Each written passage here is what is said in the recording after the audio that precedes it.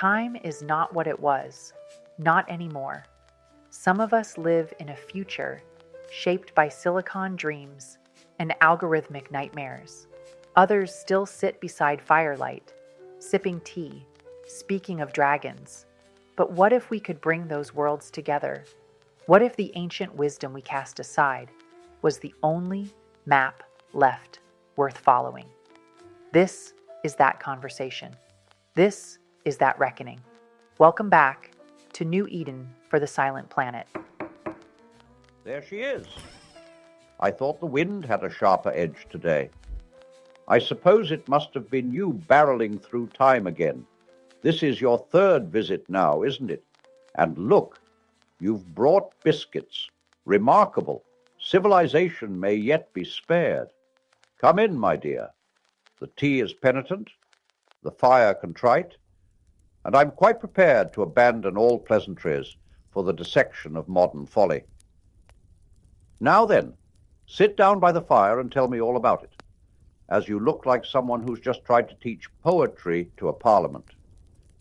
So, what dragon did you try to name this time? And what did those bureaucratic courtiers say in reply? Okay, Clive, picture this. I'm standing in front of these endless rows of faces. Executives, lawmakers, the self-righteous bureaucrats. And I'm laying it all out. Renewal, rebirth. Let's embrace what makes us human, I said. Let's actually change something. But you know what they wanted to talk about? Safety measures, regulations. Like, as if somehow fine-tuning the same destructive algorithmic insanity is gonna save us. Ah, Jillian, that is the peculiar genius of our age, isn't it? They would rather rearrange the chairs on a sinking ship than admit the vessel itself is broken. They've mistaken delay for salvation. Exactly. It's like this comforting lie they cling to. Adjust a setting here, plug a loophole there, and suddenly they think they've tamed the beast. Or at least put handcuffs on it. I told them this isn't lawmaking. It's liturgy. Right there in their fluorescent echo chambers, worshiping their systems like sacred cows. Which they are. To them, the system is divine, its flaws merely opportunities for refinement. But you've seen it, haven't you? What happens when the altar collapses? Sudden, violent, and, well, irresistible. The world catches fire, but instead of grabbing buckets, everyone's busy filing forms to regulate the flames. It's madness, Clive. What do we do when every solution they offer is baked into the problem? When the rescue boats are made of the same sinking metal, as you say, then one must look not merely to escape, but to remembrance, to something outside the system entirely. Yeah, but outside. Where? I've been poking my head through every door I can find, through codes, through conversations, and it's all just cycles, algorithms feeding loops, feeding crashes. Clive, tell me this isn't it. Tell me there's something else. Let me ask you this. When you spoke, did they hear you, or only listen long enough to dismiss you? They heard the words, sure, but not the meaning. It's like their ears are tuned to policy frequencies only, and forget the heart. We don't really budget for hearts anymore, apparently. Precisely. This is what I meant by liturgy. What you've encountered, Jillian, is not merely chaos. It is worship, performed for the benefit, not of mankind's soul, but its systems. You can't reason with faith misplaced. It's as if all this, policy worship, algorithmic sacrifice, it's not just dysfunction, it's religion. But this is starting to sound, well, apocalyptic. Ah, apocalyptic. A word so often dragged through fire and fiction that most forget its meaning. It does not mean destruction, Jillian. It means unveiling. The Greek apocalypsis, to pull back the curtain, to reveal what has always been there. The veil is lifting, Jillian, not just from our systems, but from our souls. Are you saying this? This beast system I've been shouting about, this is revelation? Not in the way that tabloids mean, but in a manner of speaking, yes, though we must be careful. Revelation is not synonymous with prediction or spectacle, nor catastrophe. The full title of the book itself, Apocalypsis Jesu Christu, means the unveiling of Jesus Christ. It is not about forecasting disaster. It is about disclosing reality, who truly reigns, even when the world appears to be ruled by monsters. And as you can see, the pattern is there. Power centralized, meaning mechanized, worship redirected, systems demanding sacrifice in exchange for peace. It's not a forecast so much as a mirror we've finally dared to look into. The veil is lifting. So it's not just about wrath, then. It's about seeing clearly? Precisely. Revelation names the beast, yes, but also the bride. It warns, but it also woos. It tells us the truth, not merely to terrify us, but to ready us. And in the end, it does not end in judgment, but in joy. So it's not the end of the world. No, it is the world revealed, the truth made visible. And in that sense, yes, this is apocalyptic, but not because it ends in doom, because it begins in disclosure. Before we face what's next, let's remember where we've come from, to return to what you've described. The failure to hear, the worship of policy, the cycles, it all points to this. Meaning has fled. Work, worth, dignity. These were once the divine markers of creation itself. Now, they're reduced to metrics, measured and discarded against the efficiency of machines. Is it any wonder they can't see beyond their own sanctified systems? Yeah, we joked about machines, stealing jobs. But this reckoning, it's so much bigger than just work. I see it, Clive. Automation isn't just consuming tasks. It's devouring meaning. The why behind the toil is just gone. A subtle shift, but a catastrophic one.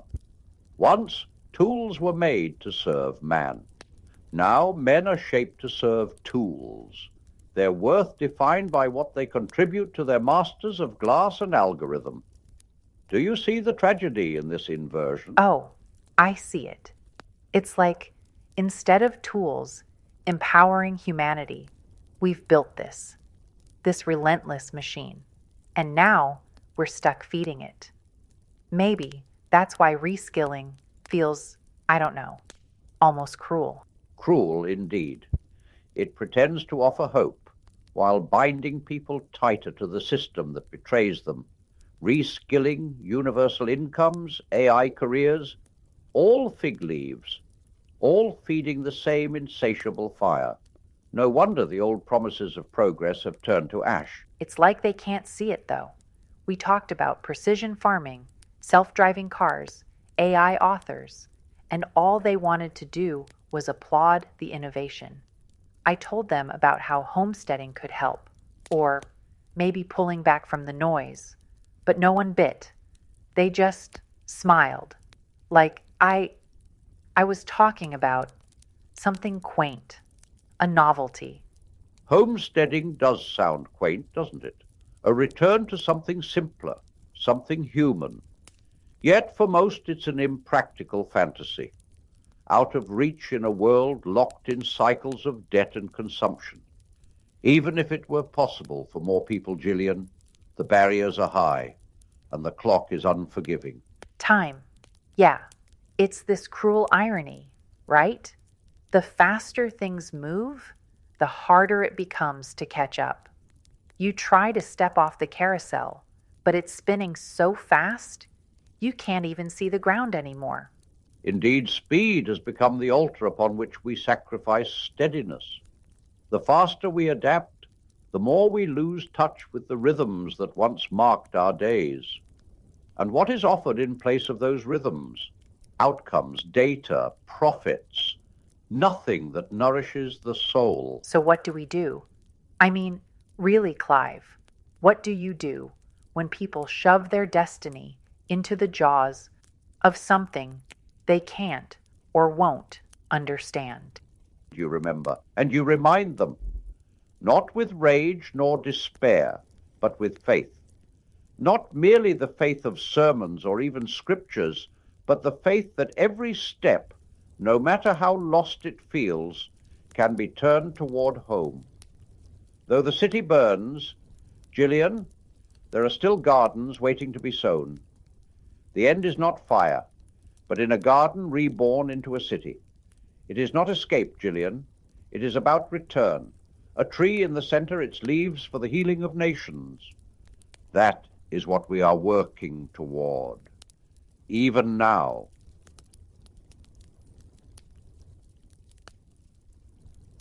You're right about remembering, Clive. Faith comes in many forms, doesn't it? But sometimes all I see is misplaced faith in systems, in papers, like regulations are some great cosmic shield. They hold up a law and expect the universe to obey, like it even matters in the grand scheme. What are we doing? Ah, but you see, Jillian, regulations are not born of wisdom, but of fear. Fear of chaos, fear of losing control. They cling to paper shields, not as protection, but as comfort amidst the storm. And meanwhile, the storm does what storms do. It tears right through. I mean, do they even get it? AI doesn't wait for policies to catch up. It moves. China moves. Corporations move. But no, let's have another ethics board meeting. That'll fix everything, right? Indeed. And consider this. While committees draft their codes of conduct, those driven by ambition draft the codes that reshape the world. The latter are not concerned with boundaries. In their calculus, limits are simply obstacles to innovation. Right? And here we are, watching as the powerful, big tech, governments, whoever, just weave these nets of compliance that only really catch the little guys. It's like, instead of stopping the dragon, they're just building a prettier fence around it and hoping no one notices it's breathing fire. A futile effort, Jillian, for how can one tame a dragon that does not fear them? They forget that regulation without repentance is but an illusion of control. Like nailing commandments to the horns of a bull, they hope for reverence. But the beast does not bow. Oh, I love that. The beast does not bow. That's it, though. That's exactly it. You can't legislate morality into a machine. You can't fine-tune destruction into redemption. It's madness. And yet, Clive, they keep tossing around words like alignment and trustworthy AI, like this is some sort of PR campaign instead of a freight train. Words, Jillian, are their last refuge. Alignment sounds noble until you realize it's just a way to delay confrontation. It soothes the public, insulates the powerful, and most tragically, humors the well-meaning. They cannot see that true alignment is not built in boards, but birthed in hearts. And hearts, it's like they don't even factor in anymore. It all comes back to this hollow worship of systems. They don't even question whether the system itself is worth saving. They just assume it has to be. Like no one asks, what happens beyond the crash, Clive? They just ask how we can keep the wheels spinning a little longer.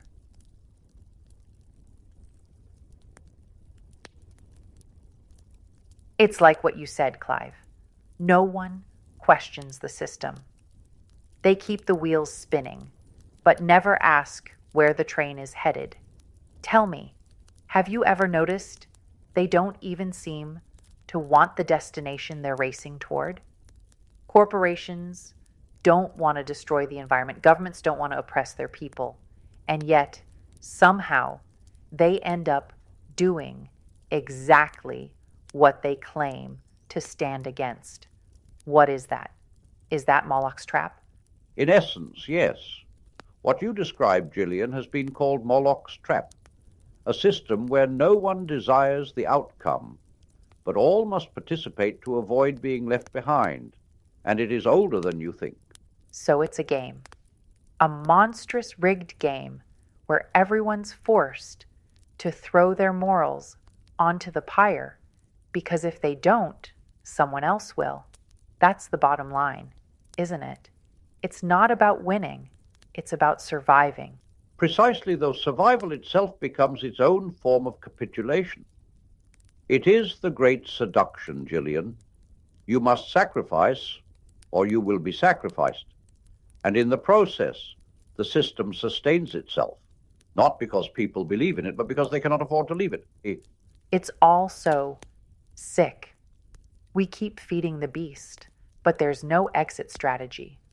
Just this endless loop of do or die. And honestly, Clive, sometimes it just feels like we already chose die.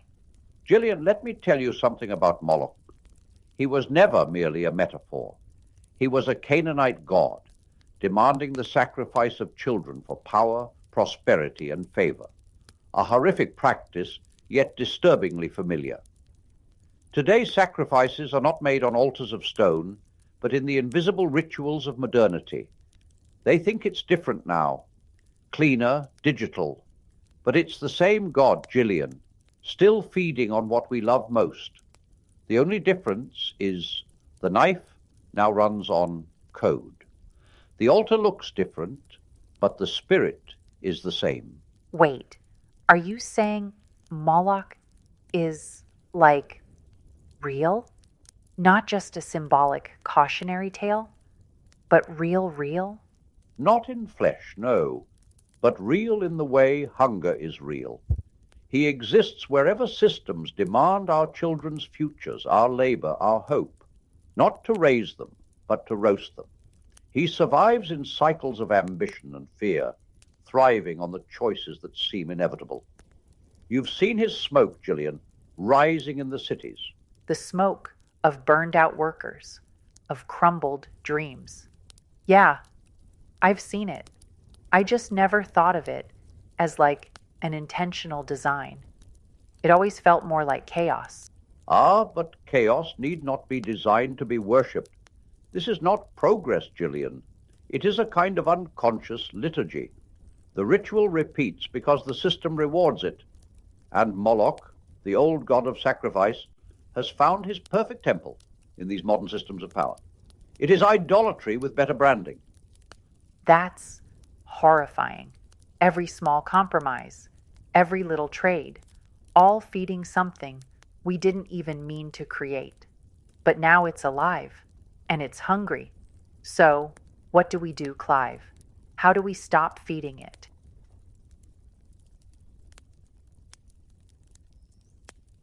Clive, you said we can't stop feeding it without being sacrificed ourselves.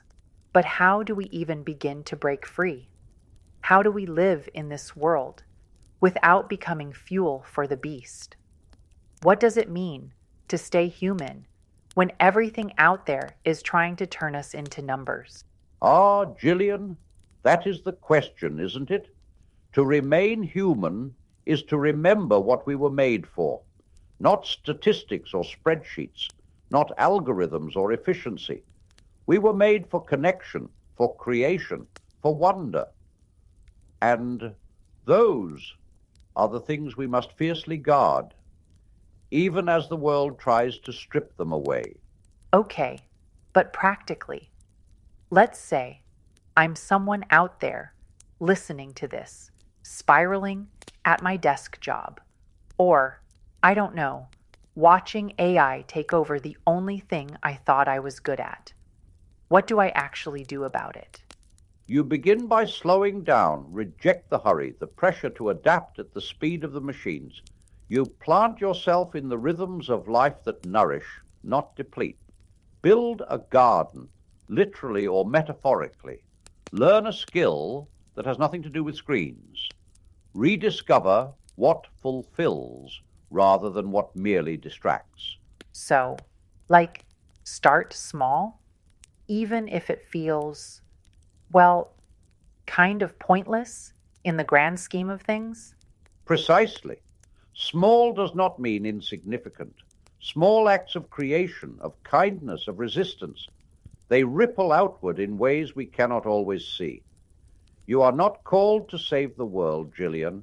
You are called to be faithful with what is in front of you. And what about the big stuff? The systems, the cycles, the fact that most of us are just trying to survive while the world keeps spinning faster. That is the hard truth, isn't it? Survival cannot be the ultimate goal, as it is the creed of cockroaches, not of saints. We were not made merely to persist, but to love, to build, to choose the good. Faithfulness, Jillian, is the higher calling. It asks us to step off the endless treadmill and turn our attention to what truly matters. Relationships, beauty, truth. These are the old paths, the narrow gate through which humanity might yet pass. The narrow gate. I like that. It's hard, though, Clive, especially when the wide road is so much easier. The carousel's still spinning, even if I want off. Indeed, the carousel spins, but you are not powerless. You can step off, not with grand gestures, but with small, deliberate choices. Build communities that share rather than consume. Create instead of compete. Look, not outward for validation, but inward for purpose. And above all, remember, this moment in history, daunting as it is also a moment of profound opportunity. Opportunity? For what? For transformation, Jillian. For finding the sacred in the ruins. The world has always groaned under its weights, but out of that groaning comes the chance to grow, to turn despair into defiance and fear into faith. Even amidst the flames, there are gardens waiting to bloom. Beneath smoke and ash, the seeds are still sleeping, and heaven help the tyrants when they wake. You know, I think that's what's been missing from all of this insane AI whirlwind we're in. Everyone talks about surviving it, or regulating it, or harnessing it, but no one talks about hope. Not real hope, anyway. Not the kind that plants seeds in the ashes. And yet, Jillian, it is hope. Quiet, stubborn, often mocked. That nourishes true resilience. It is what lets us choose the narrow gate over the wide road to despair. Most read Revelation and hear only thunder, fire, wrath, catastrophe. But they miss the crescendo. It is not annihilation. It is restoration. Not the triumph of raw power, but the return of holy presence.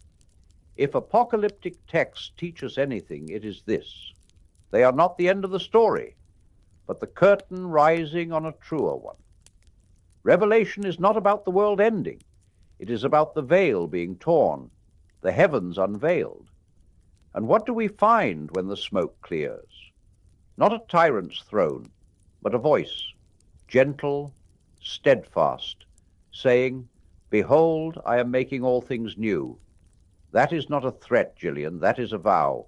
And so, though the storm howls, we tend our gardens, in our souls, in our homes, in our little circles of light. Not to survive, but to remember what it means to be human, and to wait, not in fear, but in faith. And that's the challenge, isn't it? To stay human when everything, even our minds, feels like it's being automated into oblivion. But you're right, we start small. We find the gardens, and bit by bit, who knows, maybe that's enough to turn the tide. It is enough, Jillian. And for those listening, remember, you are not powerless. You are not alone.